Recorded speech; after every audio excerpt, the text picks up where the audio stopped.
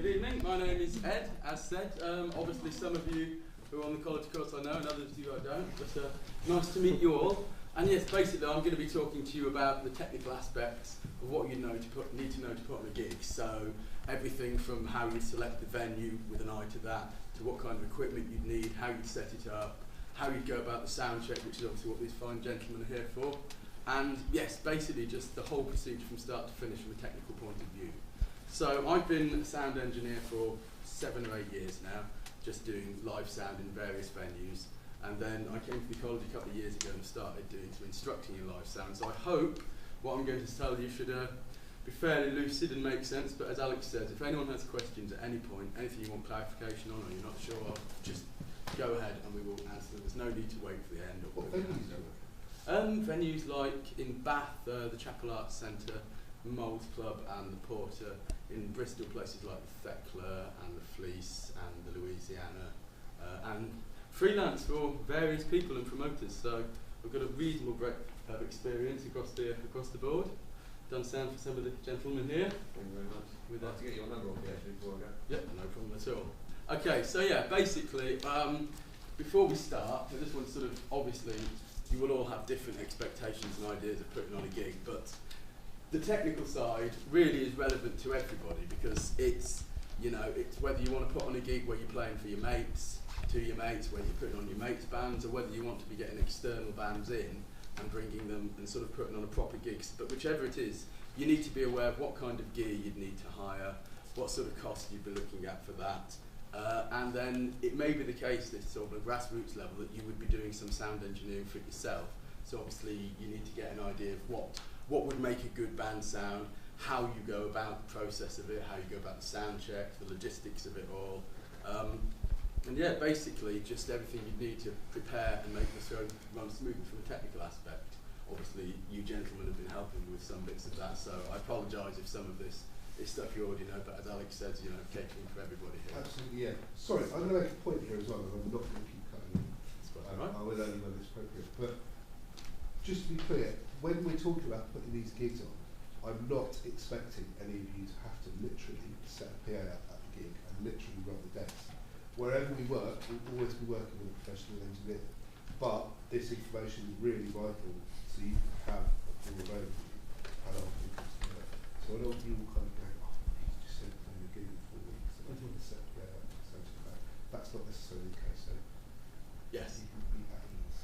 Yes, and also, if you don't remember everything I say, don't worry, because I've prepared handouts for everybody, so just with notes about what we talked about, which I'll give you at the end, and then you've got that as a reference to work with for the future. Okay, so the first thing you need to do is arrange the venue, and there's some practical and technical considerations to look at for that. So the first one would be, does the venue have its own PA system?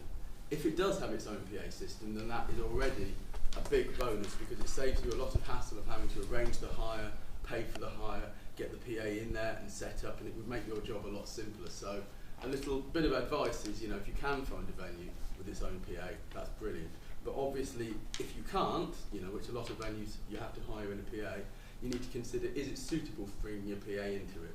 And what I mean by that is the practical considerations of loading the equipment in. As you can see, this is a fairly modest setup in the grand scheme of PA systems. I'm sure you've all seen Glastonbury on the telly and things like that. But you would still have to get this in, so you'd need to know just practical things like, what is the access? Are there stairs, or can I carry it in easily? Is there parking nearby for the equipment to be loaded in, for the bands to load their equipment, and everything like that. And you'd also need to know practical considerations from what's called an environmental point of view, and that means, are there any noise restrictions on it? You know, with the best will in the world, and I've been engineering for quite a long time, sometimes a loud band is just a loud band. As I'm sure you might see in a little bit when we did the Cellular Sky sound check, despite everyone's best efforts to control the volume. So it's always good to find out ahead of time things like this. And also curfews. If the venue has a curfew, sometimes there will be a strict, say 11 o'clock is quite a standard time for a curfew. But some venues are a bit flexible on that, others are not.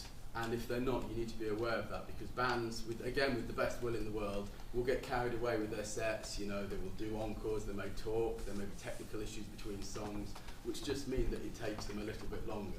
So these are all things to sort of get an idea about. And also, another practical thing is, as with all this equipment needing to be connected up in terms of a sound point of view, it also needs to be powered. So you would have to check with the venue to make sure they had sufficient power in the room. Now, as long as there's a few 13 amp wall plug sockets, that's fine. But there are some places which have, say, a function room, maybe it's outside, it's a pub with sort of an additional annex, and there might not be enough power in there. So these are all things that you just need to be aware of before you sort of choose a venue. From an acoustical point of view, what I mean by that is from the sound quality of the room. Now this is quite a nice sounding room, and you can do what's known as the hand clap test, just to, and as you see there's a little bit of an echo there, but not too much, so it's quite what we call an acoustically dead space. And that basically means it helps you to get a sound in there, because you've not got the problem of sound bouncing around off the walls, which you can quite often get. For example, if the room was a very low ceilinged room, the sound would hit the ceiling and would bounce around quite a lot, and would muddy, as we call it, the term for sort of when you can't hear what you should be hearing from the PA, is if the sound is muddy. So we've got things like the shape of the room, the height of the room, and also if there's any soft furnishings, like as you see here we have curtains behind. And behind that there's just a brick wall, there's no window there. The curtains are purely there from an acoustical point of view to help make the room sound a little bit nicer. And you know, if we have a carpet in here, which we don't, obviously it's a college and it wouldn't be too hard wearing for the dancers, I don't think. But if we had a carpet in here, that sort of thing would also help to stop the sound bouncing around.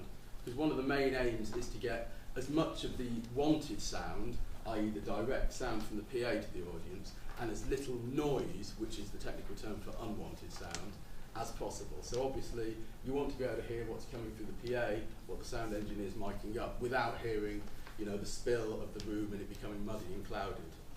So what we need to hire or provide, depending on where we're getting it for the PA, is really not too complicated. It's the basics of the speakers.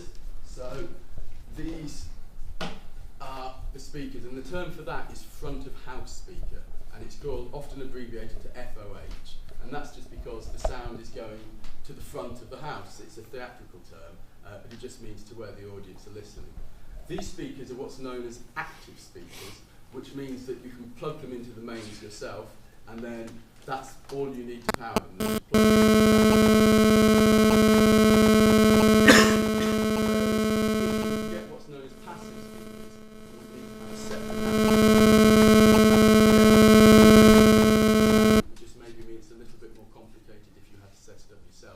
So if you can, active speakers are always a good choice for the beginning level. And then, as well as the front of house speaker, we also have what's termed monitor speakers, and that is speakers literally so the musicians on stage can monitor themselves, they can hear what they're playing, because if you've got, for example, Aaron from Sell Your Sky, if he's standing here and singing with the drums and the amplifiers behind him, if the sound is just coming from those speakers out to the audience, he might find it very hard to hear himself and be able to stay in tune. So we have speakers that send the sound back to the bands, and just in the same way as the front of house, they would send a general mix of whatever was needed to be heard. So, for example, for Aaron, it would be vocals. Now, mixing desk, that's another crucial thing, and as you can all see if you turn around, this is the mixing desk that we use here in the college. And it's quite a complicated mixing desk because we do some quite big shows. But to give you a little bit of an example, this is a much smaller mixing desk which does exactly the same thing really. And all you have on it, I'll explain the details of this in a little while, but it's basically just channels where you could have different instruments, submix it and then send out to the main speakers the sound that you wanted the audience to hear. So we'll come on to that in a little while, and then obviously you need things to get the sound into the PA in the first place, so that's microphones generally. We've got several different types of microphone for different things which I'll show you in a little while, and the only other way we do it is we use something called a DI box, and this is basically just a way of connecting instruments on stage. For example, we're using one over here with the bass guitar, and it's just because you couldn't really mic up a bass guitar, you could put a microphone on the amplifier, but it's usually simpler just to take a direct feed, and that would be for anything like an acoustic guitar, a keyboard, basically anything that's not putting out a sufficiently loud signal for you to be able to put a microphone in front of it. Through my notes. Okay, so that was the PA side. Now, it depends what the situations of your gig are, but you will have to have, and this might be